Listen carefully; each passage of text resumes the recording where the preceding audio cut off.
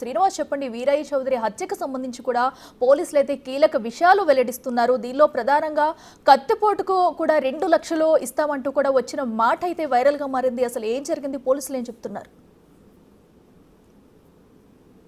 అఖిల ప్రకాశం జిల్లాతో పాటు రాష్ట్ర వ్యాప్తంగా కూడా సంచలనం రేపినటువంటి టీడీపీ అధికార ప్రతినిధి వీరయ్య చౌదరి హత్య కేసులో రోజుకో కొత్త మలుపు తీసుకుంటుంది. హత్య జరిగి సుమారు 7 రోజులు అవుతున్నా కూడా 7 రోజుల పాటు కూడా విచారణ రోజుకో కోణంలో నడుస్తూ ఉంది. అయితే మొదటి 3 రోజులు కూడా అతను చేస్తున్న వ్యాపారాలకు సంబంధించి అతని వ్యాపార భాగస్వాములు మరియు ప్రత్యర్థులను తీసుకొచ్చి ప్రధానంగా కూడా విచారణ చేశారు. అయితే హత్యకు ఉపయోగించినటువంటి మోటార్ సైకిల్లో మొదటిదైనటువంటి స్కూటీ చెముకుర్తి వద్ద పట్టుబడటంతో దాని ఆధారంగా ప్రధాన నిందితుడిని గుర్తించేటువంటి ప్రక్రియను చేశారు. అయితే ప్రధాన నిందితుడు కూడా అదే గ్రామానికి చెందినటువంటి టీడీపీ పార్టీలోనే ఉన్నటువంటి దేవేంద్రనాథ్ చౌదరిగా గుర్తించి అతన్ని తీసుకొని విచారణ ప్రారంభించారు. అయితే దేవేంద్రనాథ్ చౌదరిని అంతకు ముందే అదుపులోకి తీసుకుని ఉన్న నేపథ్యంలో విచారణ కొత్త మలుపు అయితే తీసుకుంది. అప్పటి వరకు కూడా అతని వ్యాపారాల లేక రేషన్ మాఫియా, ఇసుక మాఫియా, అదేవిధంగా ఉన్నటువంటి మద్యం మాఫియాలకు సంబంధించి హత్య జరగచ్చు అనేటువంటి అనుమానాల నేపథ్యంలో ఈ వీరయ్య చౌదరి ప్రత్యర్థి వర్గంగా అదే సొంత పార్టీలోనే ఉన్నటువంటి ఈ దేవేంద్రనాథ్ లోకల్గా కూడా మద్యం షాపులు నిర్వహిస్తూ ఉన్నట్లుగా తెలుస్తుంది. అయితే ఈ మద్యం షాపులకు సంబంధించి వీరయ్య చౌదరికి మరియు దేవేంద్రనాథ్కి మధ్య కూడా కొన్ని తగాదాలు ఉన్నట్లు దేవేంద్రనాథ్కు సంబంధించినటువంటి మద్యం షాపులపై పోలీసులు తనిఖీలు చేయడమే కాకుండా కేసులు నమోదు చేయడం కూడా జరిగింది. అది మనసులో పెట్టుకునే హత్య చేసి ఉండవచ్చు అని కూడా విచారణ చేశారు. అయితే ఈ విచారణలో భాగంగా వీటితో పాటుగా హైదరాబాద్లో ఉండేటువంటి వ్యాపారి సురేష్ పాత్ర ఉందని కూడా తెలుసుకున్న నేపథ్యంలో ఆ దిశగా కూడా విచారణ ప్రారంభించారు. అయితే ఈ విచారణలో చేపల చెరువుల నేపథ్యంలో తనిఖీలు జరగటం, దాంట్లో ఈ సురేష్ అనే వ్యక్తి కొంత నష్టపోవడం కూడా జరిగింది. అదేవిధంగా మద్యం వ్యాపారంలో కూడా అతను భాగస్వామిగా పెట్టుబడిదారుడుగా ఉన్నట్లు తెలిసింది. ఆ కోణంలో విచారణ చేస్తుంటే రోజుకొక మలుపు కూడా తిరుగుతుంది.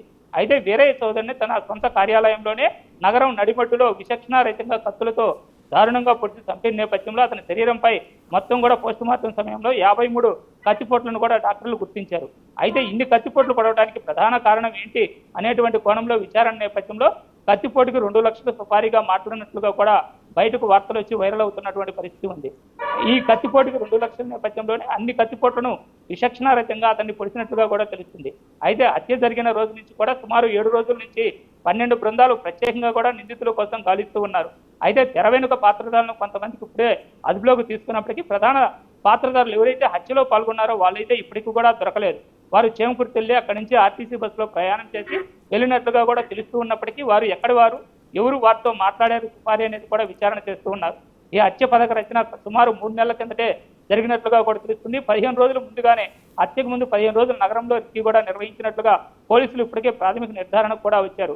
అయితే వీరితో ఎవరు సుపారీ మాట్లాడారు, వారు ఎవరు, ఎక్కడి నుంచి వచ్చారు అనేటువంటి కోణంలో అయితే ప్రధానంగా విచారణ చేస్తూ ఉన్నారు. లోకల్గా ఉండేటువంటి ఇసుక మాఫియాకు చెందిన వ్యక్తి కూడా ఇందులో ప్రత్యక్షంగా పాల్గొన్నాడు అని అనుమానిస్తున్నప్పటికీ అతని ఫోన్ వైజాగ్లో స్విచ్ ఆఫ్ అయిన నేపథ్యంలో వైజాగ్లో అతని కోసం కూడా తీవ్రంగా గాలిస్తూ ఉన్నారు. అయితే ఇప్పటికే అతను అదుపులోకి తీసుకున్నారు అనేటువంటి వార్తలు కూడా వెలువడుతున్న నేపథ్యంలో అతను అదుపులోకి తీసుకున్నారా లేక అతని కోసం వెతుకులాడుతున్నారా అనేటువంటి సమాచారం అయితే ఇంకా పూర్తిగా రాలేదు. అయితే ఏది ఏమైనప్పటికీ హత్యకు పాల్గొన్నటువంటి ప్రధాన ముద్దాయిలు ఇద్దరు కూడా హైదరాబాద్కు చెందిన వారని ఇప్పటికే వీరిని హైదరాబాద్లో కూడా వీరి కోసం వెతుకులాట ప్రారంభించినట్టుగా తెలుస్తుంది. అయితే ఈ హంతకులు ఎవరనేది వారిని పట్టుకు వస్తే వారితో సుపారీ మాట్లాడింది ఎవరు, దీని వెనక ప్రధాన పాత్రధారులు ఎవరెవరు ఉన్నారనేది కూడా తెలిసేటువంటి అవకాశం ఉంది. ఇప్పటికే చేసినటువంటి విచారణలో ఈ వీరయ్య చౌదరి రాజకీయంగా చాలా వేగంగా కూడా ఎదిగాడు. అయితే ఈ వేగంగా ఎదిగే క్రమంలో శత్రువులను కూడా అదేవిధంగా తయారు చేసుకున్న నేపథ్యంలో శత్రువులంతా కూడా ఏకం చేసి హత్యకు పథకరచన చేసినట్లుగా పోలీసులు ప్రాథమికంగా ఒక అంచనాకు వచ్చినట్లు సమాచారం. ఇందులో సొంత టీడీపీ పార్టీతో పాటుగా ప్రతిపక్ష పార్టీలో ఉన్నటువంటి వైసీపీ నేతల కొందరి ప్రమేయం కూడా ఉన్నట్లయితే ఇప్పటికి అనుమానిస్తున్నట్లు తెలుస్తుంది. ఆ దిశగానే కొంత వైసీపీకి చెందినటువంటి ఒకరిద్దరు నేతలను కూడా ఇప్పటికే అదుపులోకి తీసుకొని విచారణ అయితే చేస్తూ ఉన్నారు.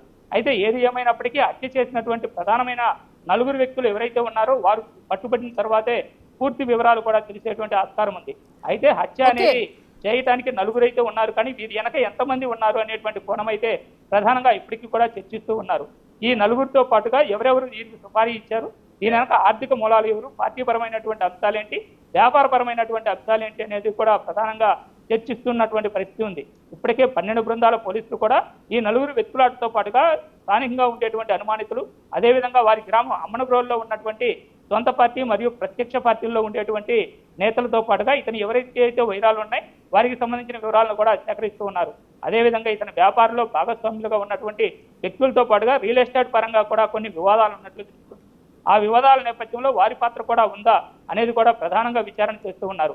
ముఖ్యమంత్రి చంద్రబాబు స్వయానా అంత్యక్రియలకు హాజరై నిందితులు ఎవరైనా సరే వారిని వదిలేలేదని, భూమి మీద ఎక్కడున్నా వారిని వదిలిపెట్టమని కూడా తీర్మానం చేసిన నేపథ్యంలో ఈ హత్య వెనుక ఎవరి పాత్ర ఉన్నా కూడా వదిలేది లేనట్లుగా తెలుస్తుంది. ఇప్పటికే పలు కోణాల్లో కొందరు నిందితులు అనుమానితులను అదుపులోకి తీసుకున్నప్పటికీ ఇంకా ఎవరెవరి పాత్ర ఉంది, ఇంకా ఎవరెవరు దీని వెనక ఉన్నారు అనేటువంటిది కూడా చాలా క్లుప్తంగా క్షుణ్ణంగా కూడా విచారణ చేస్తూ ఉన్నారు. ప్రకాశం జిల్లా ఎస్పీ దామోదర్ అయితే కేసుపైన ప్రత్యేక దృష్టి పెట్టడమే కాకుండా తానే స్వయంగా నగరంలో తిరుగుతూ అనుమానితులు మరియు అదేవిధంగా అనుమానితులు ఉండేటువంటి నగర శివారు ప్రాంతాల్లో సెర్చింగ్ చేయడమే కాకుండా ఎప్పటికప్పుడు విచారణ కూడా స్వయంగా పాల్గొంటూ నిందితులని ఎప్పటికప్పుడు వెలికి తీసేటువంటి ప్రక్రియను అయితే పూర్తి స్థాయిలో చేస్తూ ఉన్నారు. ఎస్పీ అయితే ఇప్పటికే ఈ కేసు పైన ప్రధానమైన దృష్టి పెట్టారు.